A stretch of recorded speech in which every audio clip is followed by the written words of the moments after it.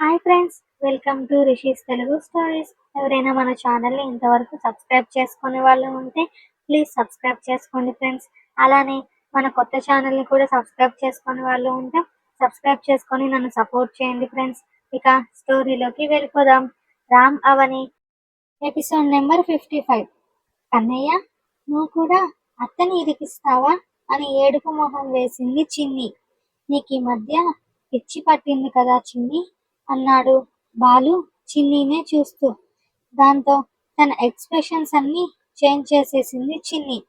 బాబు చిన్న రాగం పెద్దదిగా చేయడంతో చిన్ని, వాడి పాల బాటిల్ ఎక్కడా అన్నాడు బాలు. పాలు కలిపివ్వాలి, ఇటివ్వు, నేను కలిపి తాగిస్తా అంది చిన్ని టెన్షన్గా. ఇప్పుడెందుకు టెన్షన్ పడుతాంది ఈ డాక్టర్ పాప అని వాడిని పెట్టుకొని ఎలా కలుపుతావు, నేను పట్టుకుంటా అని బాలు బాబుని తీసుకుంటుంటే బాలు నుంచి బాబుని లాక్కొని నీ లిమిట్స్ లో నువ్వు ఉండు బాలు అంది చిన్ని కోపంతో గట్టిగా. దాంతో చుట్టూ ఉండే అందరూ తననే చూస్తుండడంతో బాలు చిన్నిని ఏ ఎమోషన్ లేకుండా చూశాడు. తను కోపంలో అనింది కానీ బాలు ఫేస్ చూశాక తను ఏమనిందో అర్థమైనా ఇప్పుడు చిన్ని పొజిషన్ సరిగ్గా లేకపోవడంతో బాబుని తీసుకొని అక్కడ నుంచి వెళ్ళిపోయింది చిన్ని. చిన్ని మాటలకు మనసు బాధపడుతున్నా తన పిచ్చి మనసు మాత్రం మారలేదు. ఆమెపై భావాన్ని మార్చలేదు. తన మనసంతా భారంగా మారడంతో అడుగులో అడుగు వేసుకుంటూ ఒక బెంచ్ పై కూర్చున్నాడు బాలు, బాధని తనలోనే దాచుకుంటూ. కాసేపటి తర్వాత బాలుకి ఫోన్ చేసింది చిన్ని. ఆమె నెంబర్ చూసినా కూడా లిఫ్ట్ చేయకుండా కాల్ కట్ చేశాడు బాలు. ఇక్కడే ఉన్నాడా, వెళ్ళిపోయాడా అనుకుంటూ అదే ఫ్లోర్లో బాలుని వెతుకుతూ కొంచెం ముందుకు వెళ్ళగానే అక్కడే కూర్చొని ఉన్న బాలుని చూసి వేగంగా అటువైపు వెళ్ళింది చిన్ని. తన ముందు ఉన్న చిన్నీని చూసి పైకి లేచి అక్కడ నుంచి వెళ్ళాలనుకున్న బాలు హ్యాండ్ని గట్టిగా పట్టుకుంది చిన్ని. వదులు అన్నాడు బాలు. ప్లీజ్ బాలు, ఎందుకు నన్నెప్పుడు తప్పుగా అనుకుంటావు అంది చిన్ని బాధగా. ఆమె మొహం చూసి మాట్లాడాలి అని ఉన్నా ఆమె అరిచింది గుర్తొస్తుంటే నా లిమిట్స్ లో నేను ఉన్నాను చిన్ని అన్నాడు బాలు. ఐఆమ్ సారీ, నేను బాబు ఏడుస్తుంటే ఆ టెన్షన్ లో అన్నాను అంది చిన్ని ఏడుస్తూ. విసుగ్గా చిన్నీని చూసి ఎందుకు ఈ మధ్య ఆ ఏడుపు మొహం వేసుకొని ఎక్కువగా ఉన్నావు అన్నాడు బాలు మళ్ళీ తిరిగి బెంచ్ పై కూర్చుంటూ. థ్యాంక్స్ అని బాలుకి చెప్పి చిన్ని కూడా బాలు పక్కన కూర్చోగా ఇది ఉండేదే బక్కప్రాణి, వాడిని ఎంతసేపు ఎత్తుకుంటుందని మనసులోనే అనుకుంటూ బాబుని తీసుకున్నాడు బాలు. బాబుకి డ్రెస్లు కొనాలి అని చిన్ని అనడంతో పద అంటూ ముందుకు వెళ్ళాడు బాలు.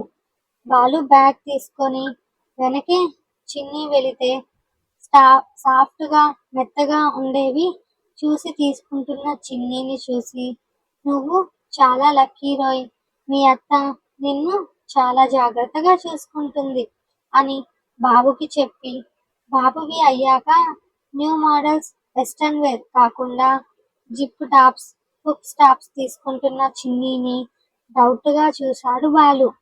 పక్కనే ఉన్న చిన్ని హ్యాండ్ బ్యాగ్ ని వద్దనుకుంటూనే ఓపెన్ చేశాడు కానీ అందులో చిన్ని థింగ్స్ తప్ప మరేవీ లేకపోవడంతో బాబుని దగ్గరగా తీసుకున్నాడు.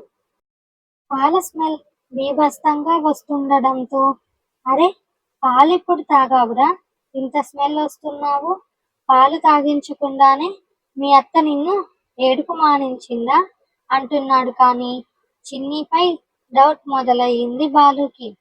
వెళదామా అంది చిన్ని.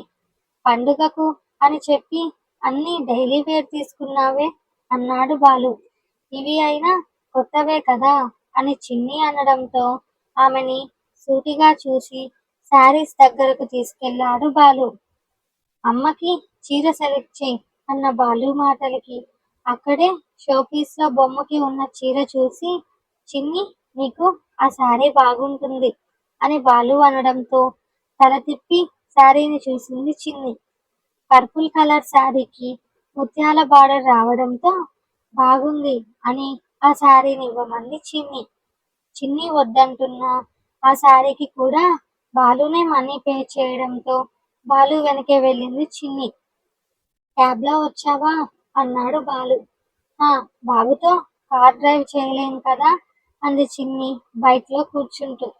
చిన్నిని ఇంటి దగ్గర డ్రాప్ చేసి తన ఇంటికి వెళ్ళి డ్రెస్ చేంజ్ చేసుకున్న బాలు తన షర్టు చూశాక చిన్నిపై మరింత అనుమానం మొదలయ్యింది.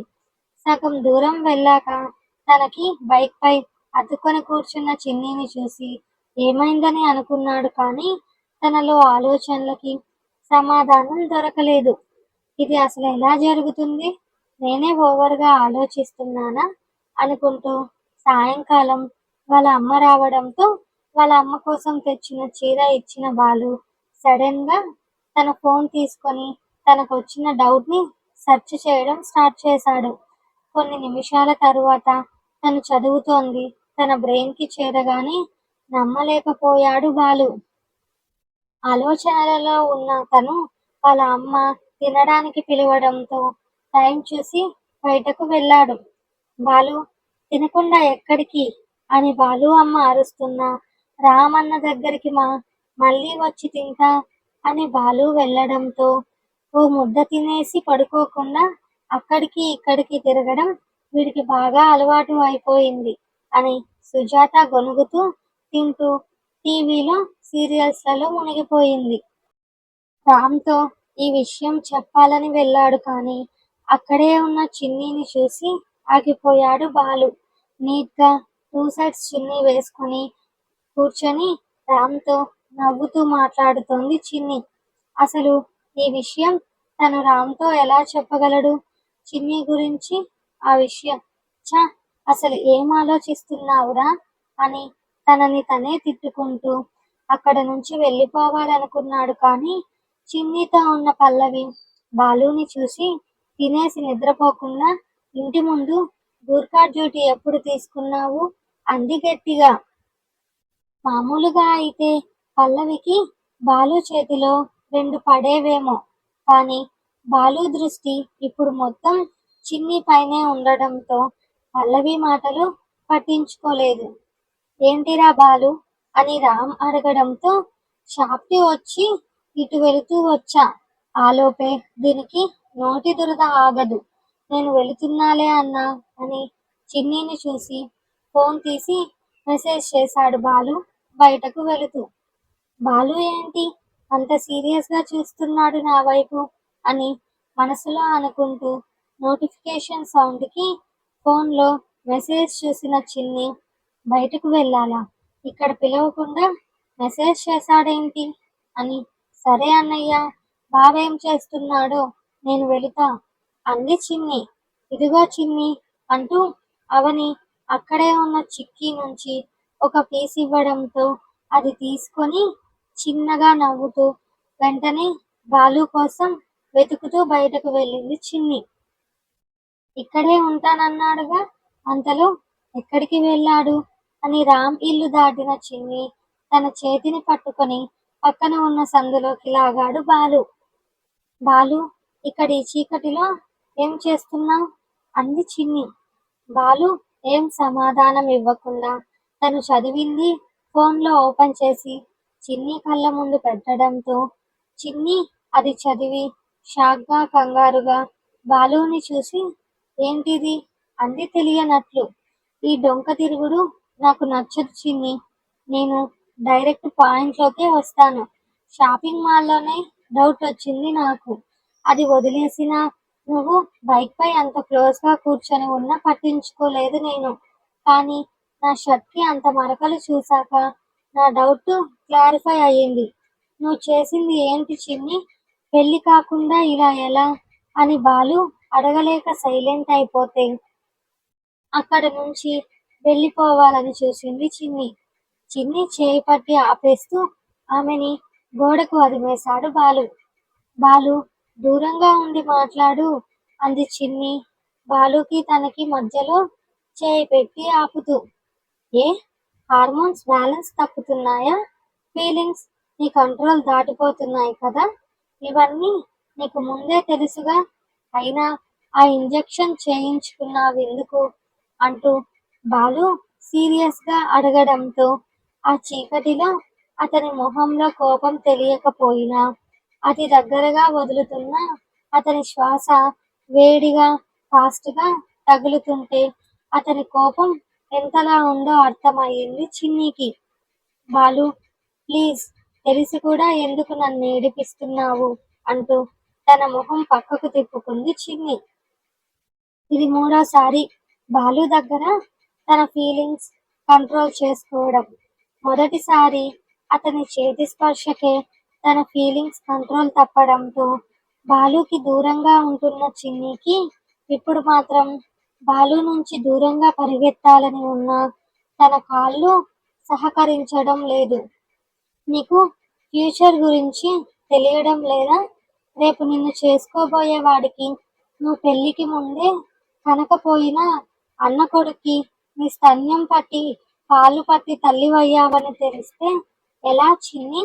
అసలు ఆంటీ అంకుల్కి తెలుసా ఈ విషయం అన్నాడు బాలు. చిన్ని లేదని తల అడ్డంగా ఊపడంతో ఏం చేయాలే నిన్ను? గట్టిగా ఒక్కటిద్దామంటే ఒక్క దెబ్బకే చచ్చేలా ఉన్నావు. అసలు ఈ సమయంలో పార్ట్నర్ నీడ్ ఉంటుందని తెలిసి కూడా నిన్ను సపోర్ట్ చేసిన డాక్టర్ ఎవరే అని బాలు అరుస్తుంటే ప్లీజ్ అరవకు బాలు అని బాలు నోటిపై తన చేతిని పెట్టి మరి ఏం చేయమంటావు నన్ను? నా ఫ్రెండ్ లైఫ్ బాగుండాలని బాబుని తీసుకున్నా నా టైం బ్యాక్. వీడు వెయిట్ తక్కువ అయ్యాడు. ఫార్ములా మిల్క్ తాగితే వాంతులు చేసుకుంటూ 2 days లో ఇంకా వీక్ గా తయారయ్యాడు. వాడి కన్న తల్లికి దూరం చేసి పాపం చేశాను. ఇలా వాడికి పాలు పట్టి అయినా నా పాపం కొంచెం కడుక్కుంటానేమో అంటున్న తన గుండెలపై ఉన్న చిన్ని చేతిని జరిపి అతి దగ్గరగా ఉన్న చిన్ని చుట్టూ చేతులు వేసి ఇంట్లో ఎన్ని రోజులు మేనేజ్ చేస్తావు? అవసరమా?